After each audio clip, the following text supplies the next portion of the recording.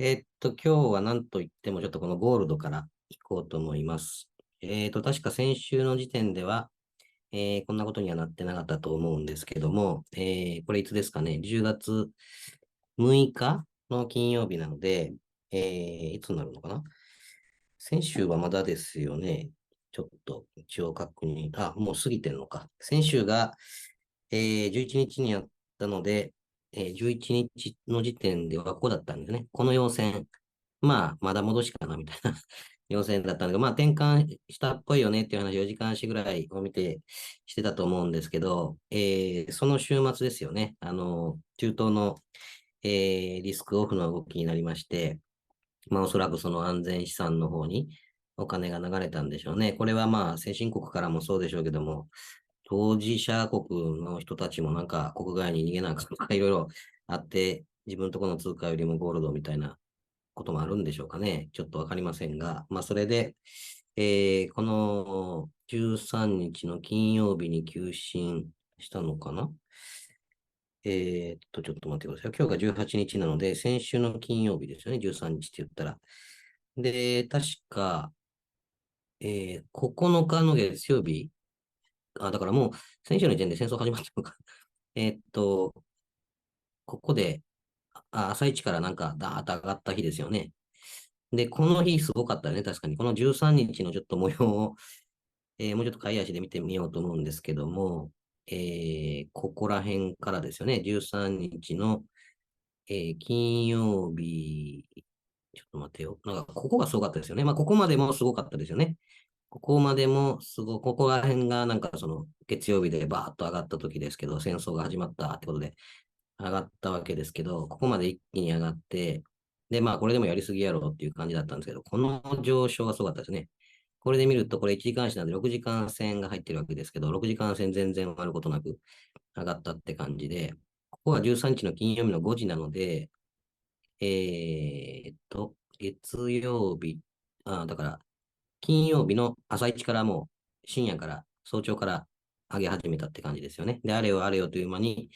この1年線、3ヶ月線、6ヶ月線とほぼ止まることなくスルーで上がっていきまして、ここまで来て、で、その後も、今週も、まあ今日も含めて、大きな陽線を、まあさすがにここまでの上昇ではないですけど、調整の後に、このラインブレイクあたりからですかね、今週の火曜日の昨日か、4時ぐらいから、抜けていって、どんどん上昇してるっていう状態ですね。で、この、今、グレーで塗っているのが、ちょっと待ってくださいよ。おそらく、ちょっと冷やしにもつけると、ここの高値が、まあ、ちょっと揃ってる感じなので、そこの抵抗体まで一気に来たってことですね。で、ちょっと今、冷やしで上髭つけるような動きになってますけども、まあ、とにかく、そのゴールドにお金が一気に流れたっていう様子がわかるんじゃないかと思うんですけど、まあ、なので、今週はちょっとこれを取り上げてみました。で、まあ、と言っても、結構短期で見ると荒い動きはしてるんですけども、まあ、これ多分チャンネルも抜けてきたし、まあ、支えられるような動きがあってくれた方がいいわけですけど、ちょっとこれ完全に転換したのかなっていう感じですね。ちょっとエリオットの方も一応書いとこうと思うんですけど、ここから数えると、ここで A と来て、で、ここで B と来て、で、ここの C が終わりなのか D、E まであるのかっていう、ここの動きが難しかったですね。これが、D となって E って結果的にはなったわけですけど、ここで C で終わりだったらこれが1、これが2、で、これが3で伸びていくっていう展開があったので、この上昇の時が、まあ、毎度どっちやろうって迷うわけですけど、結果的には高値切り下げになって、ドット下げたっていうことで、まあ、カウント的にも E まで来たわけですよね。で、ここは、こういうラインがかけてしまうので、まあ、ドット下げたっていう感じだと思うんですけど、で、このチャンネル加減、それから3年線、それから、ここら辺の節目ですよね。ここら辺になるのかな。この辺の節目がまあちょうど重なってて、前もダブルボトムつけて、綺麗に上昇したポイントなので、まあ硬かったわけですよね。で、ここら辺はすごい複雑な動きを買い足でしてましたけども、そこから、急反発っていうことで、まあ、この下落に対して、否定する一波が始まったなっていう、大きな一波が始まったなっていう形ですね。になってます。まあ、この時も一気にこの辺まで上げて、ここの高値を更新してから、1、2、3、4、5と、まあ、5がなんか2回ぐらい数えれますけど、上がりましたが、まあ、そんな動きになるのかなっていう感じですね。で、週足で見ると、前から言ってますように、ここに高値が、こう、揃ってますので、まあ、まずここを目指す、まあ、長期間かかるかもしれませんが、目指すのかなって感じですね。まあ、今、この辺が一応、週足レベルで節目になってたり、その下はこの辺が節目になっていたりっていう風になってますので、まあ、この上のレンジ帯で、まあ、踏みとどまって、今この安値目安と高値目安の間にいますので、これを行ったり来たりする展開になるのかどうかってことですね。で、まあ、さっきチャンネルを抜けてきたって言ってたラインが、どうですかね。こうですかね。こういうラインとか、こういうラインを、まあ、抜けてきてるっていうことで、ブレイクしてますので、まあ、さっき言ったこの途中節目がここら辺にあるわけですけど、この辺で少し引っかかりながらも抜けていくのかどうか、まあ、抜けていきそうな情勢ですよね、今。はい、そんな感じになってます。で、まあ、ちょっとシルバーも見とくと、シルバーはゴールドと比べたらちょっと出遅れてますけども、これもこの急角度の、日足のラインは、今日抜けてきてますので、こいつも結構、このチャンネルの加減から、これは10年線近くまで行ったわけですけど、今全部抜けていくことしてるっていう感じで、まあ、なんかシルバーとかも上がってきそうですよね。銅はなんか中国が調子悪いせいか、出遅れてるのかちょっとわかりませんけど、そうでもないというか全然、まあこういう下落エッジの中にいるので、まあこれはなんかインフレの方で、なんか、同じように現物資産として買われるのかどうかですけど、なんかやっぱり中国の景気がもう一つやから、ちょっと銅は違う動きなのかもしれないですね。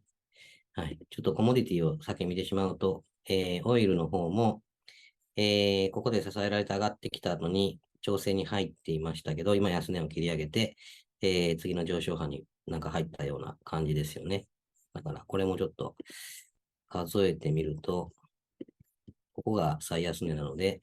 1、2、1、2、3、4、5で3、4、5とやって、で、この動きがまあ、ちょっと波を日足でつけてないので、なんか、まあ、普通でいけば、ここが A で、ここが B で、ここが C っていう動きになりそうなもんですけども、まあ、今、この B 派なのか、まあ、もしかしたらこの下げで調整が終わって、この高値を抜けていく一波に入ってるのか、どっちやろうなっていう感じですよね。まあ、今のところはなんか、普通ならこうやないのっていう感じですけど、まあ、産油国が揉めてますので、それから考えると、もしかしたら、フ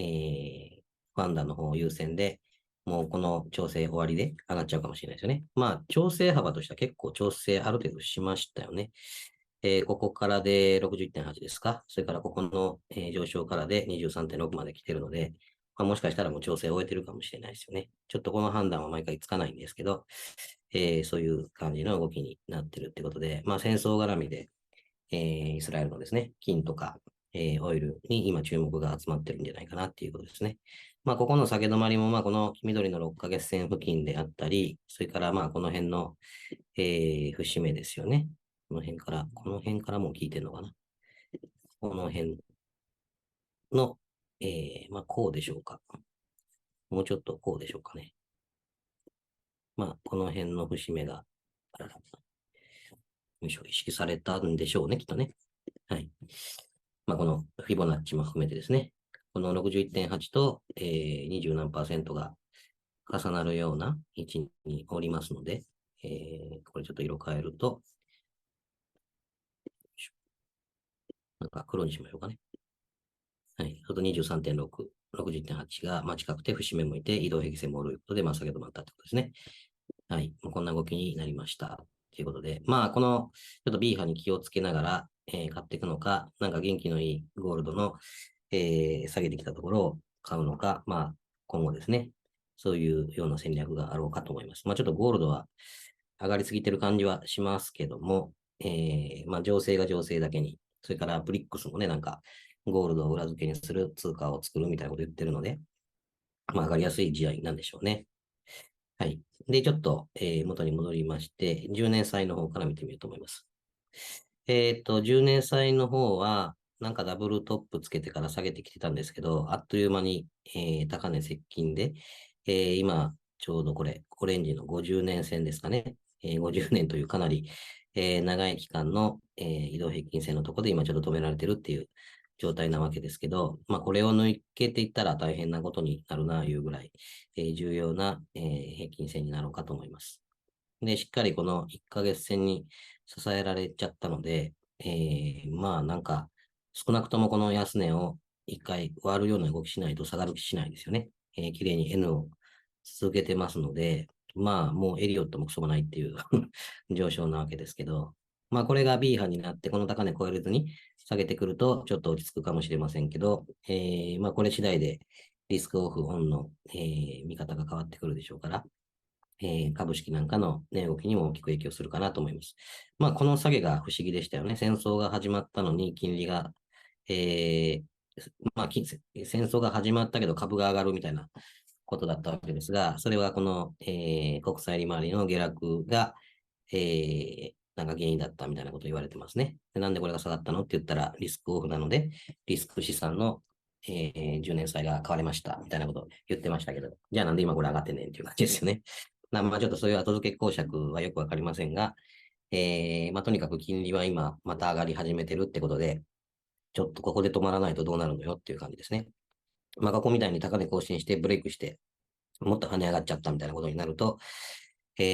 まあなかなかその株式の方にとってはしんどい展開になるのかなっていう感じですね。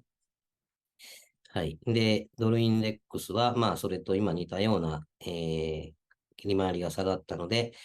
ドルインデックスも下がるっていう動きしたわけですけど、直近はちょっとなんか、相関が崩れてますね。先ほどのように金利は上がってるんだけど、ドルは高値を切り下げてきてるっていうことで、まあ、後で見ますけど、ユーロドルなんかもちょっと強含むような展開になったり、ドル円もちょっと弱いみたいなことになってるので、まあ、その影響がこのドルインデックスに反映されてるってことですね。で、まあ、1ヶ月線でも、まあ、今のところは支えられてますけど、このまま高値を切り下げちゃうと、まあ、まだちょっとこう波作ってないので、押しというか、一旦の下げ。こういう形で高値超えれないと、いよいよちょっと苦しいかなっていう感じですけど、まだこの陽線が1本出ただけなので、この動きが来ないことには、このままなんか下げていくってことは少し考えにくいので、ちょっとまだ、判断が難しい。まだローソクがそこまでできていないっていう形ですけども、まあこれが切り下げていくような展開になれば、ちょっと今までのその為替の動きが逆回転していくみたいなこともあり得るのかなっていう感じですね。はい、これドルインデックスですね。それから、まあ、日本の10年債利回りは相変わらず高値を更新していったり、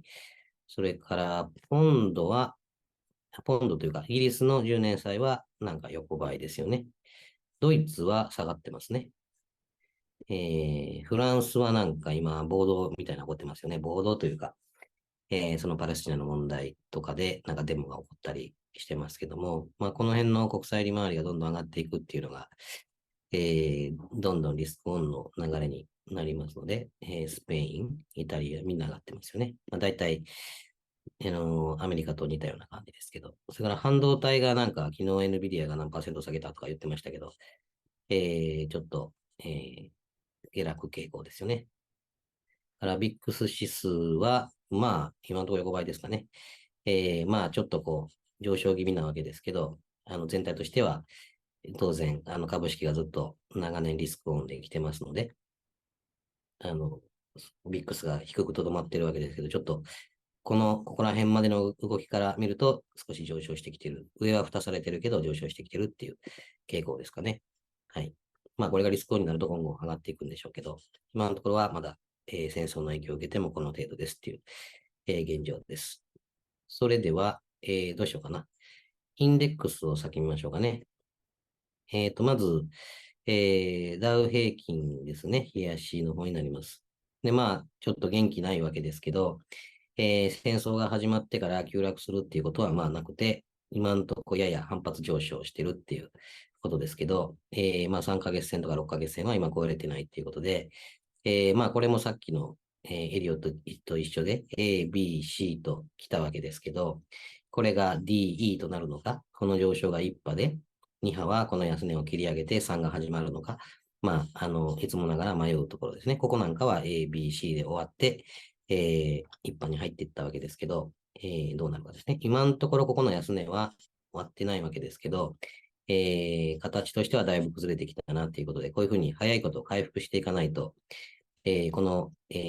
短期の下落雲が続いてしまうと、こんな風になかなかそれに邪魔されてあげれませんみたいなことになるので、この短期的な割り込みで済むのか、継続的に落ちていくのかどうかっていうのが、まあ、これからの見どころですよね。まあ、それがちょっと戦争にかなり左右されるんでしょうけども、まあ、そんな感じかなと思います。で、S&P ですね。S&P もまあ似たような感じですね。まあ、チャンネルっぽい形になりながら、今んところ反発してるけど、ここ数日の形はなんかダブルトップみたいな形で、このネックラインを割るとちょっとドッと下げるんじゃないかっていうような形になってますよね。から、ナスダックも、まあ、やや弱いかなっていう感じで、まあ似たような3指数の動きになっています。だから、ちょっと、リスクオフなら、まあ、売っていかないといけないわけですけど、下には移動平均線がいて、長期トレンドは上昇なので、まあ、反発を受けながら落ちていくのかどうかっていうことですね。それから、日経の方も、ここでかなり反発しましたけど、結局今のところ高値を切り下げていて、まあ、上がるにしても、このチャートの形を見ると、なんか一旦こういう形を作らないとなかなか上がっていけないのかなっていう形に今なってるかなと思います。これはまあ、チャンネルが書けましたよね。まあ、他のも一緒なんですけど、このチャンネルですね。これちょっと青にしましょうかね。下落なので、感触にしておきますけども、そうするとここを一時的に割り込んだけど、戻しましたが、もしこの下げていく動きだったとしたら、このチャンネル加減をここみたいに試しに来るのかなっていう感じですね。ここに高値と高値がありますので、まあ、このラインをブレイクしていかないことには、なかなか上は難しいのかなっていう感じですね。だから、ちょっとまあ日本の株式の方も今難聴っていう感じかなと思うので、まあこの上昇は取れんことなかったかもしれないですけど、今完全にこの調整というか横ばいに入っているので、取引には向かない、形になっていますっていうことですね。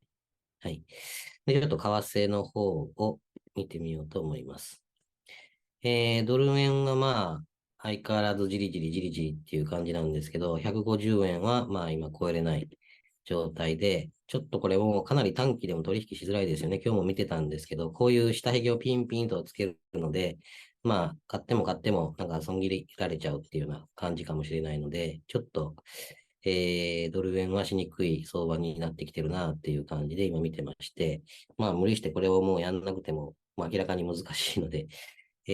まあ150円付近ですし、155円ぐらいまであるかもしれないですけど、まあ別にたった5円の話なので、もういいのかなっていうところですね。中央上昇トレンドは保っていますっていうことですけど、それから、まあユーロドル。ユーロドルも、まあ反発上昇というか、リバウンドの範疇ではあると思うんですけど、一旦こう上げてきましたよね。上げてきて、まあ安値を切り上げるのかどうなのか、これで高値切り下げちゃうとまたどっと下げていく、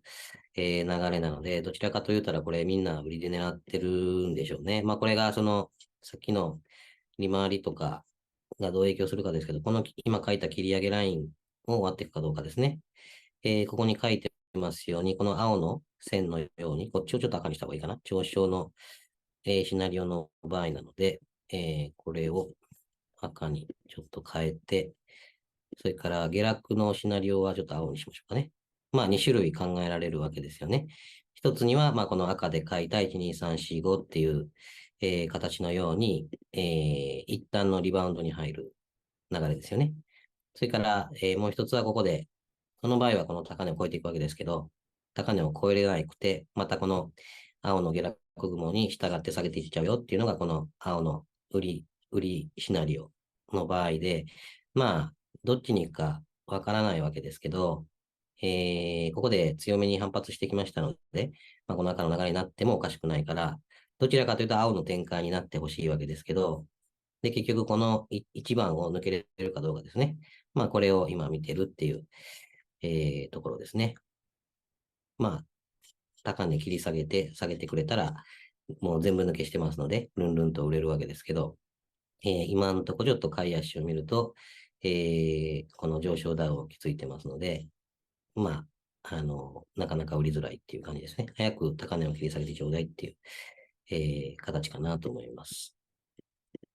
はい。それがユーロドルですね。それから、ちょっとドルストレートを先見ると、オジドル。オジドルも、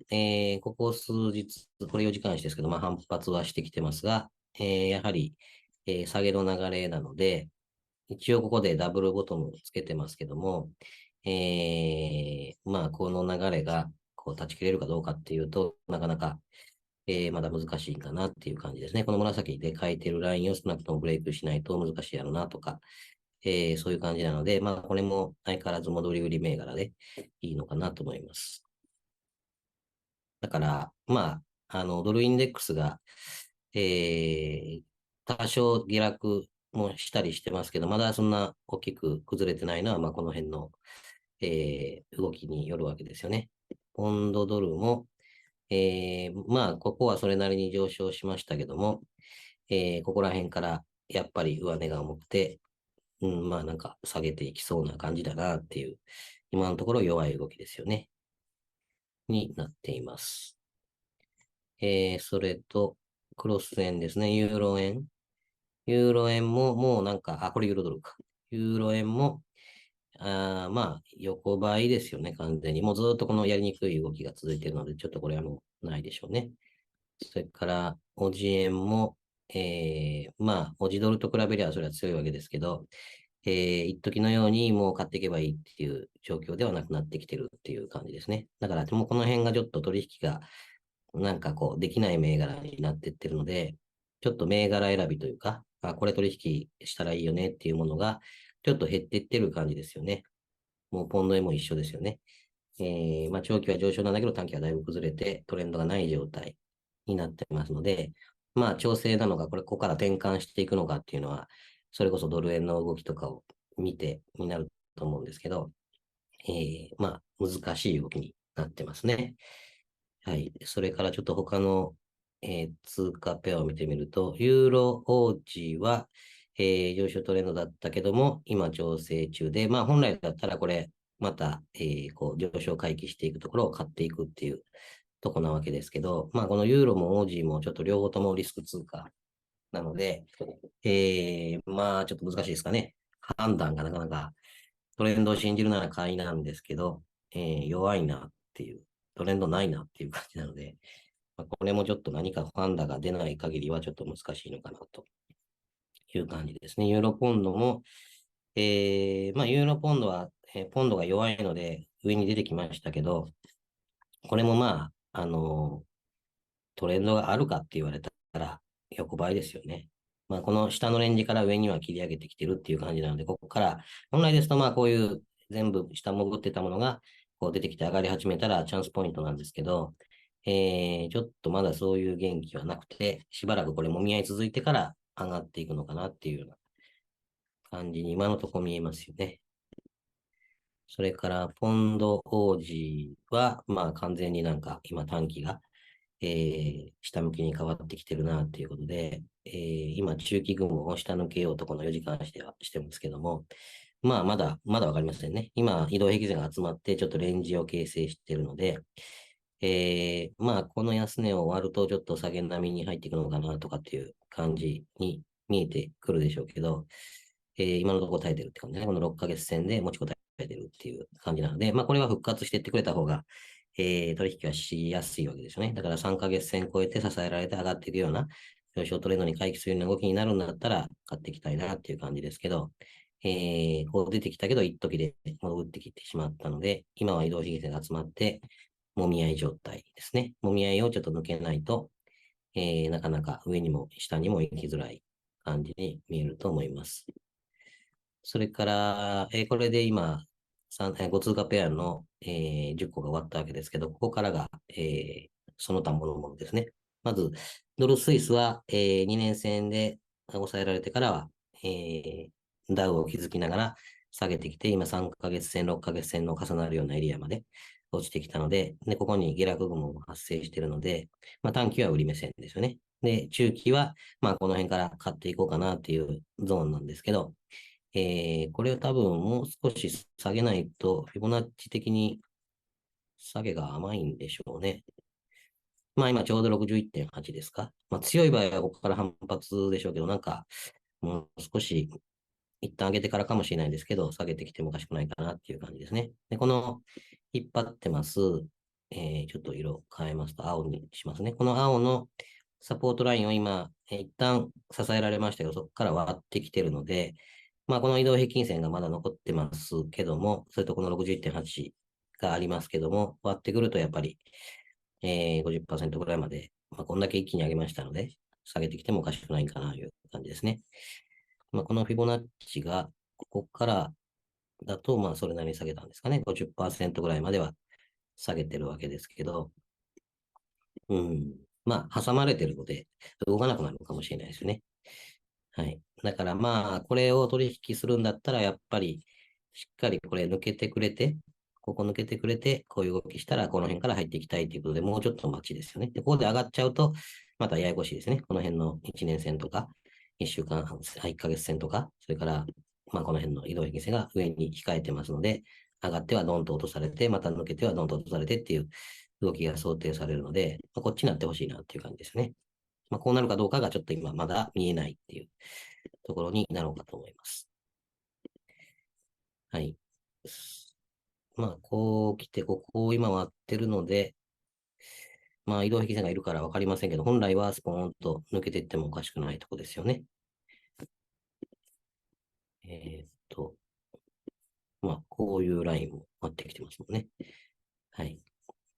それから、スイスフラン円がなんか強いんですよね。これはまあ、このチャンネル抜けてからは強くて、この100%は今まだちょっとヒゲですけど、抜けてくるような今勢いになってるってことですね。まあ、この程度の抜けではダブルトップ扱いになっちゃうかもしれないので、まだわかりませんが、とにかくここ、数日というか、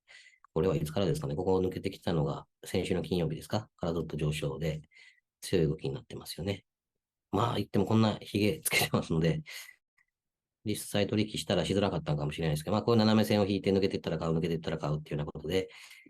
取れはしたんでしょうけど、今まあ最高値付近にいるので、もうここはちょっと買えないですね。抜けてこういう動きしたら、まあ買っていけんことはないんでしょうけど、今は一応高値目安に到達しましたっていう、今日の瞬間はそういう形なので、ちょっとなかなかこれを今っていうのは難しいかなと思いますね。だから今週はこれがかなり、まあ取引するとしては良かったんでしょうね。はい。それから、ドルカナダはちょっと、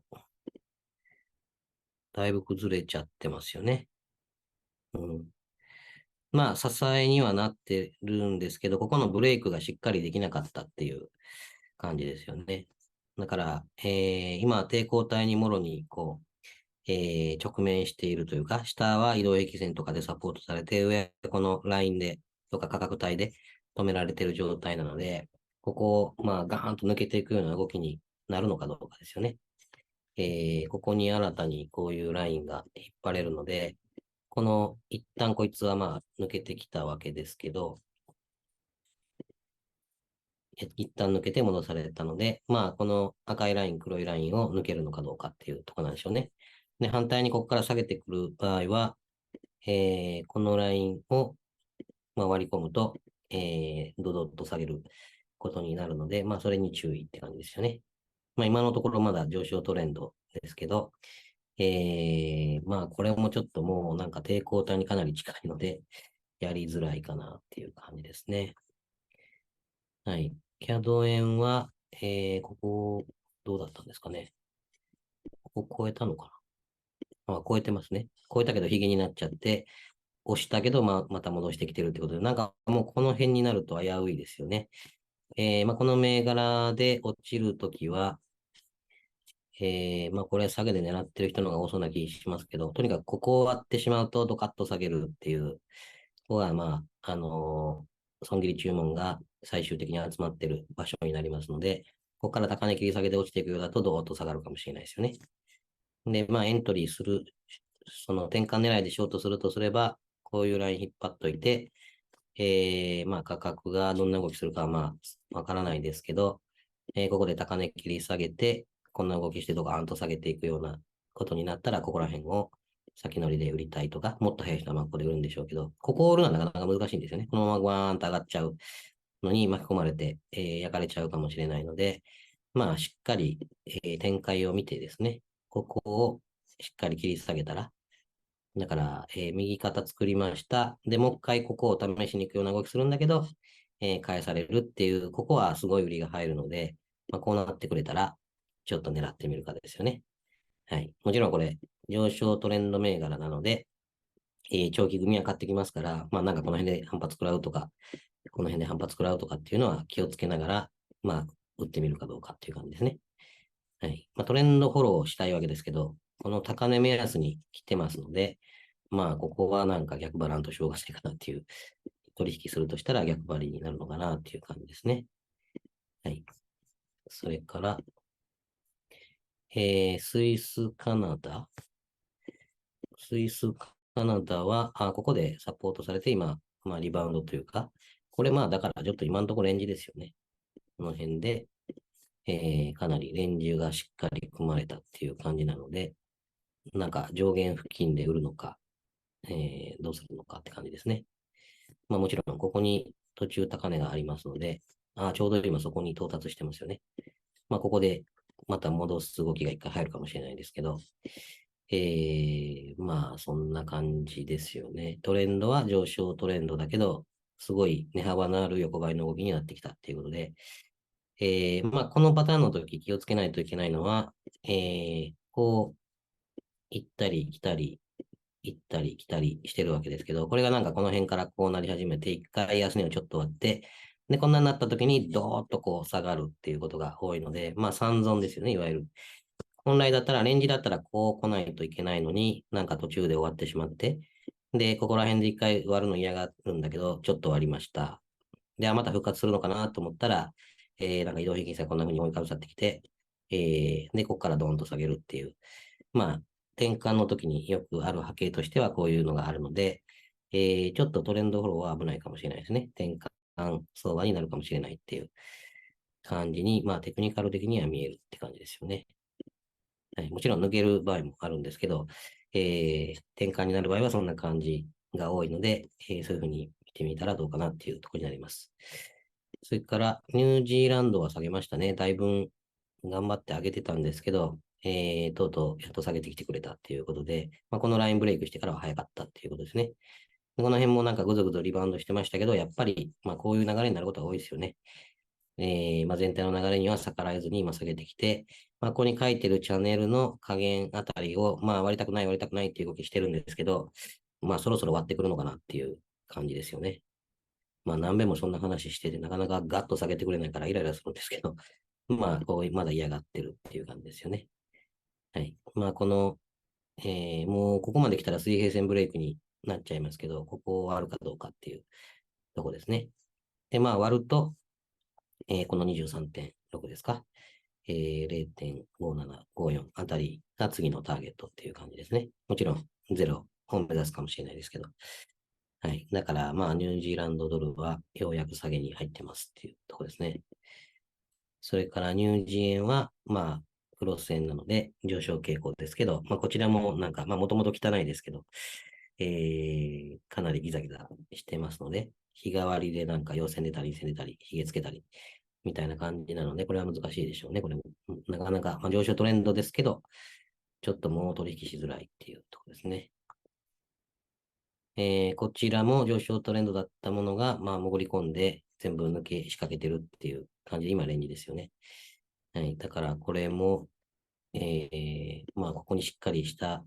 髭をつけたので、下髭というか、安値をつけたので、このラインを割っていくかどうかっていうところでしょうね。はい。もう、さっさと終わっていく流れになってくれた方がええなっていう感じなんですけど、上は抵抗体がいっぱいいますので、上に潜らずに下に抜けてきてちょうだいっていう感じですね。これが厄介ですね、この動きが。まあ、全部抜けしてきたんだけど、またこのラインが効いちゃって戻されるっていうことで、まあ、このレンジ銘柄はまあしょうがないわけですけど、まあ、こうなるとやりづらいっていうことで、まあ、毎度言ってるようにこういう時はもうインジケーターを消して、ラインで節目を見ながら、取引するっていう銘柄になります。はい。それから、ドル、オジドル、カナダドル。これはあれですね、ここの水平抵抗体で、まあ今、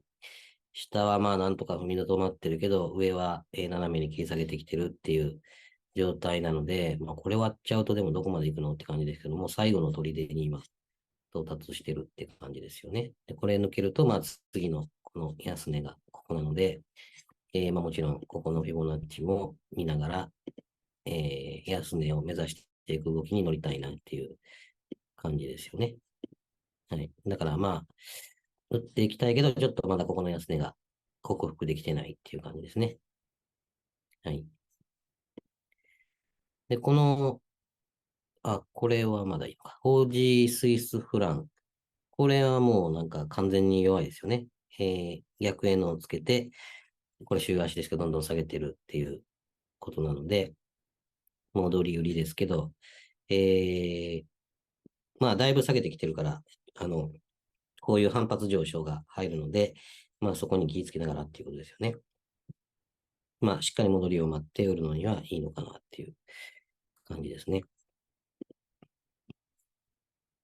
で、これがなんかちょっと面白い動きになるのかな、どうなのかな。ユーロスイスフランですよね。ユーロスイスフランが、なんかここかなり硬かったんですけど、割ってきて、ここ2日反発上昇でリテストの動きして、今日下げてきてるので、これが下げ出すと面白いなっていうふうに見てるんですけど、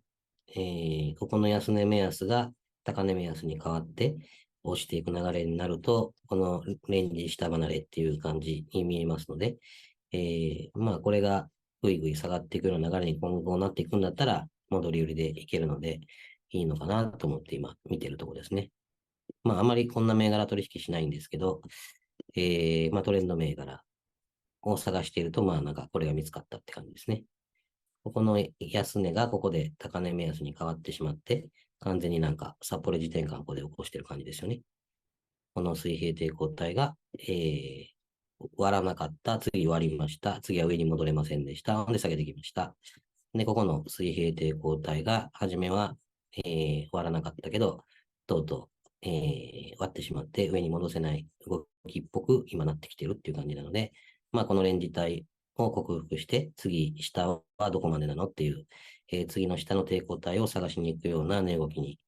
なるんかなっていう感じですね。で、値段的にはもちろんここの安値がありますので、まずはここの、価格帯っていうのが次のレンジ帯として意識されるっていうことですけど、これ終わっちゃうと、もうこの日足では見えないので、次は週足レベルの、もうこれがさっきの、値段ですよね。ちょっともう一回見ると、これですよね。これが今、日足で入れましたけど、ちょっと週足に映ってないようなので、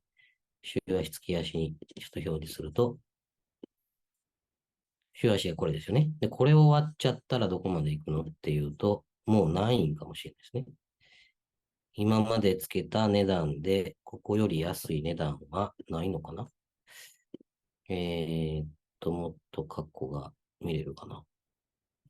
もっと過去を見てもなさそうですよね。これはちょっとラインが入っちゃってるので、値段としてはもうだから史上最安値ですか。先ほど書いた週足の、安値が史上最安値みたいですね。これを割るとなんか底なしというか、全然その安値の目安がないゾーンに突入していくので、まあそういう意味ではさすがに止まるんかなと思いますけど、これを割るとサプライズでどこまで行くかわからないっていう感じですね。方向は反対ですけど、トルコリラみたいに、おいおいどこまで行くねんっていう、動きにならんと思っているってことですよね。はい。これユーロスイスなんで、まあこれはちょっと面白いかもしれないですね。ユーロニュージーランドは、うん、まあ上昇トレンドだったものが大きく調整して、1年線で反発ですか。なんかこれがなんか、うーん、まあ B 波になるのか、新たに上昇後波が始まるのかどうかっていう感じですよね。まあ、ちょっとこう上がってきすぎたやつはなかなかその辺の判断がつきにくいんだけど、でもここでしっかり今のところサポートされてますね。まあ、ちょっとウェッジっぽい形になってきてるので、下げやすくはなってきてるかもしれないですけど、まあでも強いですよね、今のところね。まあこの1年線を突破して、これが何十年線かな。30年線かな。まあちょっと普通の人が見てないような長期線、20年線の上なんで30年線ですよね。30年線で、まあ、ここみたいに、こう、一時の上昇で止められるのか。今のところそうなってますけど、これを完全に抜けたら本当に長期の上昇トレンド入りなんですけど、まあこんなとこから値段はついてますので、まあでもなんかそんな可能性ありますよね。なんか、ちょっともしかしたら上がっていくのかもしれない。長期的には上がっていってもおかしくないのかもしれないっていうチャートになってますよね。まあちょっとそんな長いスパンの話をしても仕方ないのかもしれないですけど、一応長期的な見立てでいくと、今38.2ですよね。ここが50%で一回止められてますけど、まあここを目指していくのかどうかですけど、安値は切り上げていってますので、あってもおかしくないのかなって感じですよね。から、どこで引くねんって感じですけど、まずはこの辺ですか。こんな、こんな感じの、高値を目指していくのかどうかですね。はい。今のところこの N をキープしながら、安値をまた切り上げたので、次少なくともこの高値を目指すんちゃうのっていう動きにこの週足では見えますよね。だから、ここから1、2、3、4、5っていうのがあるのかもしれないですね。はい。そんなもんかな。今度カナダ。もう、これはなんか下抜けてきてるので、結構高い位置からこれ売れるのでいいかもしれないですよね。これが下げてきたら面白いかもしれないですね、長期的には。まあ、こういうライン引っ張っといて、これが日足ですよね。で、4時間足で、今、この辺、ちょっとこういう形作ってるので、で、上からこう、売り圧力で高値を切り下げていってるので、ここから下げていき出したら、なんか、早めに売ると面白いかもしれないですね。で、ここ割ったらすごい、もしかしたらすごい下げがあるかもしれないっていうところですよね。まあ、この波形見ると、うん、まあもちろんこれ安値切り上げたら一旦こう上がっちゃうわけですけど、まあそうなる前にさっさと売ってみる形を取るかどうかですね。これは SMA が引っかかってたんだっけな。SMA の2年がまだいるので、まだここで引っかかっちゃうかもしれないですけど、まあ、この1本目のラインブレイクから打ってみるかどうかですよね。はい。ポンドスイス、ポンドが弱くて、スイスがまあ強いですもんね。えーっと、これか。これを今日見てたのかな。これですね。これが、ちょっと長期的な下げがあったら面白いなって思ってたやつですね。ここの、ボックスですよね。まあ、なんとなくこういうボックスがあったんだけど、なんか切り下げてきて、さっきの話ですね。下抜けちゃったっていうことなので、これは4時間足でこんな形ですから、で、日足で言うともっと長期間揉んでるんですよね。だから、もうちょっと安値まで含めると、ここら辺のレンジ帯を今抜けてきてるので、かなりこれ、長期間割らなかったものを、まあ、こうですかね。こんな感じですかね。このゾーンで止まってたものをとうとう割り込んだっていう形なので、これはなんか面白そうですよね。ゴリゴリ下げてくる可能性もあるので、これはちょっと注目ですね。ポンドスイス。ポンドニュージーはダブルボトムをつけて今上昇しているので、一旦これ、まあトレンド方向に進み始めたっていうことですね。まだ3年、3ヶ月が残ってますけど、まあほとんど節なく落ちてきてるので、ここ抜けちゃったらスーッと上がるかもしれないですよね。まあこれトレンド方向に動く流れなので、なんか都合よく書けばこういう風になってくれたら、買ってみて、まあここにフィボナッチ引いといて、どっかまでで止められそうだったら、多分、ここら辺が意識されると思うんですけど、この辺で止められるようだったら、撤退だし、えーここからガーンって下がっていくときは結構、ここがサポレンジ転換になるので、打ってみても面白いラインになりますけど、ここら辺のラインを意識するっていう感じでしょうね。ちょっとフィボナッチも急いで引いてみますと、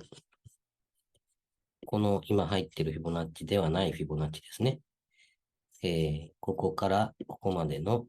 下げ幅に対して今どれぐらい返ってきてますかっていう、こっちかなラインを書くと、今まだ38.2に到達してないぐらいなので、さっきのラインでいくと61.8とかぐらいですよね。この辺、ここのネックラインあたり、この辺で跳ね返されると面白いのにねっていうことですね。はい。為替そんなもんにしましょうかね。あとちょっと急いでビットコインだけいこうと思います。ビットコインは、まあまだちょっとはっきりしないんですけど、結構急上昇がありましたよね。地毛になっちゃってますが、こんな急上昇がありましたので、だいぶ抜けてきた。3年線までは一気に抜けてきたって感じですね。で、SMA は、ちょうどこのヒゲ下げが3年線で止まってますけども、これで最後かな。だいぶ、まだ5年線がいますね。5年線はいますが、この辺の、まあ、中間的な、移動平均線ですね。5年、2年、1年、3年っていうところはもう全部抜けてきてるっていうことなので、まあ、あとは、前に妨害されているのはこの、ここは超えたので、前超えれなかったのはこの3年線ですかね。はい。まあ3年線にタッチすることも前はできなかったのが、まあ3年線が下がってきて、3年線目にはタッチしたってことですよね。で、まあ5年線は前にも1回抜けてるんですけど、これ SMA なのでなかなか下がってこないんですよね。前の上昇の影響をまだ受けて下がってきてないので、まだ随分上にいますけど、まあ、ここまでは距離があるので、上がるんだったら取りに行ったっていいですよね。はい。ですが、ちょっと、まだ、確信が持てないっちゃ持てないですね。まあ、ここで1、2、3、1、2、3、4、5と今やりましたので、まあ、ここが5がまだ終わりかどうかわかりませんけど、その後調整が来てまた上昇っていうシナリオも一応想定しとかないといけないのかなっていう感じですね。はい。まあ、ここら辺のかなり、移動平均図が集中しているところは、ところというか、この層というか、このゾーンは突破してきた。今のところ突破してきてるっていうことなので、また潜り込んじゃったらダメですけど、もう潜り込まずに上がっていくと、ここの移動平均線が放射状に開いていきやすくなりますので、そういう展開になるとちょっと強くなっていくかもしれないですよね。で、まあ、その戦争の影響でゴールドが買われてるようだっていう話が冒頭あったんですけど、普通に考えたら、なんかゴールドの現物を持ち歩くみたいなことは、そんな紛争地帯ではできないので、むしろビットコインとかで、現金を、形を変えといて、デジタルで、例えば国外に逃げるとかした、なんかそういう国のお金持ちとかは、ビットコインを今度、換金どっかの国でするみたいな方が、まあ、便利は便利ですよね。だから、もしかしたらそういうデジタルゴールドっていう、まあ、立ち位置がなかなかまだ確立してない中で、なんか今回そういうことになんか使われたら、それこそそういう立ち位置が出来上がっていくのかもしれないですよね。まあもう完全に今の話は僕の憶測ですけど、なんかそんなこともあるんかもしれんなと思いながら今眺めてるっていう感じですね。はい。なんかこれあれですね。こんな風に書けるのかもしれないですね。まあ、このラインと、これがなんかメガホン型になってるっぽいですよね。ちょっとヒゲは出てますけど。なんかちょっとこう、上方向に勢いが増していってるのかもしれないみたいな、チャンネルよりも強い形になんかなっている気がしますね。で、ちょっとここら辺にエリオット書いてるのは、昨日ちょっと個別セミナーをやってて、そんな話をしてたからなんですけど、最後にちょっとその話だけすると、この高値を超えていくような上昇がもしあるとしたらっていう話ですね。で、今、この長期の、エリオットでいくと、ここが一番、これが、2017年ですか。これが2019年あたりにつけた、18年かなの年末につけた、まあ、安値で2番。で、このめちゃくちゃ上昇した時っていうのが、2021年の年末。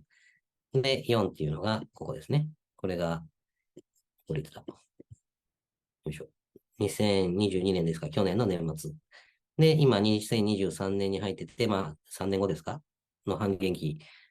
に上がっていくんちゃうか、その時はなんか100万ドルいくんちゃうかとかいろいろ言われてますけど、その時には当然ここを超えないといけないわけですね。この5波が超えないといけないわけですけど、その超えるような動きを想定したら、こんなことになるはずなわけですよね。ちょっと5がどこかわかりませんけど、そうすると、まあ、こういうダイナミックな、上昇を仮に想定した場合、この今の上昇あたりの動きっていうのが、どんなことにならないとそうならないんじゃないっていうことから考えたら、今の上昇の1、2、3、4、5がなんかこのあたりまで来る。それが1%。で、それがなんか今年の年末から年始にかけてとかね。それからこれが、来年のなんか夏にかけてちょっと調整があって、それから一番伸びやすい3波が来て、その時にここに、まあ、並ぶような勢いで、上がっていくんだろうねとか、まあ、こんな動きにならないと、その噂されてるようなその100万ドルとかいかないわけですよね。で、そんなバカなっていう話に聞こえると思うんですけど、実は、えーこの2を終えて上がり始めたときに、まあ、こんな話をしてたんですね、当時。こんな高値に行くかどうかっていうところまではちょっと正確に当てれたかどうかわかりませんけど、とにかくすごい上昇がある場合は、ここから1、2、3、4、5ってこんな形になるはずだよね、みたいな話をしてまして、その時は、僕も喋りながらほんまにそんなことあるんかなと思って喋ってたんですけど、実際になったんですよね。なので、まあ、イメージ的には、こんな、なんか、ちょっと想像を絶するようなことにならないと、このさっき言ったように100万ドル近くにはならないので、10万ドルか、ごめんなさい。10万ドルですよね。にはならないわけなので、まあ、そのビットコインの半減期とか、大きな上昇っていうのを、まあ、信じたいっていう人はですね、まあ、それぐらいのダイナミックな考え方を、まあ、する必要がありますよっていうことですね。で、当然、この最終的にはそんだけ上げたとしても、途中のこういう1から2とか3から4っていうのはそれなりの下落があるわけですよね。で、よくエリオットで、50%ぐらいまで下げたねとか、まあ言ってるじゃないですか。で、それっていうのは、当然ながら、例えばこの3番つけたときに、まあ8万ドルとか言ってたとしますよね。この前の高値は6万9千とか、まあ、7万ドル近くなわけですけど、それが8万とか9万とか、その分母が大きくなっていくと、非常にその同じ50%でもですね、値幅がすごく大きくなりますよね。例えば今日経平均でも昨日もラジオで言ってましたけど、平気でなんか500円動くな、みたいな話をしてましたけど、それってその、日経平均がまだ1万円とか、まあせいぜい1万5千円とか2万円とか、そういう時っていうのは、そら、500円っていう値幅は分母に対してはすごいパーセンテージなわけですけど、今、その、どんどん日経平均も値段が上がって3万ドルを超えるみたいなことになってるので、その500円超えても、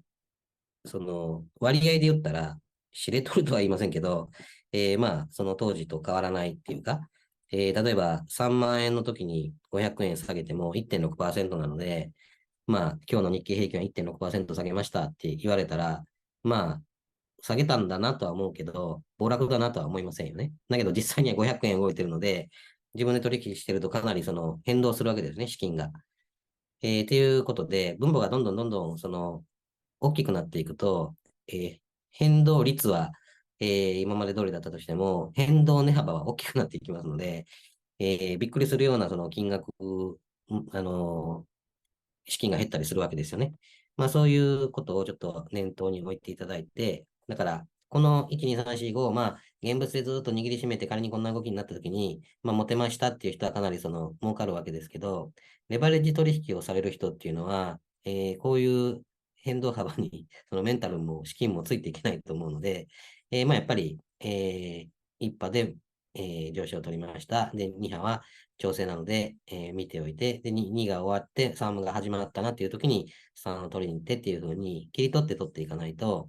この下げにつけようと結構な金額動くし、この通り行くとは限りませんのでね、例えばここでダブルトップになって、3がここになって、上昇が3で終わってしまって、ここからこのダブルトップを見て大きな大きな ABCDE とかっていう下げがあった日には、もうどうしようもないっていうことになるので、無理してその大きな値幅仮に取れたときはですね、握りしめなくても、まあ、それなりに利確をして、やっていく、分母が大きくなったら下げも大きくなるからなっていうことで、やってた方が多分うまくいくと思うので、まあそんな風に、これはビットコインに限らずですけど、大きく株でもそうですね。大きく伸びた時っていうのは、まあ加熱したところである程度利確をするっていう、スタンスの方がいいのかなと思います。はい。ちょっと考察とは関係ない話でしたけど、これがまあビットコインの長期的な、もし、なんか夢のような上昇がある場合のあのシナリオですね。はい。すいません。ちょっとだいぶ時間が経ってしまいましたが、それぐらいかなと思います。何か質問とかありますかね。では、今週の相場考察の方はこの辺にさせていただこうと思います。お疲れ様でした。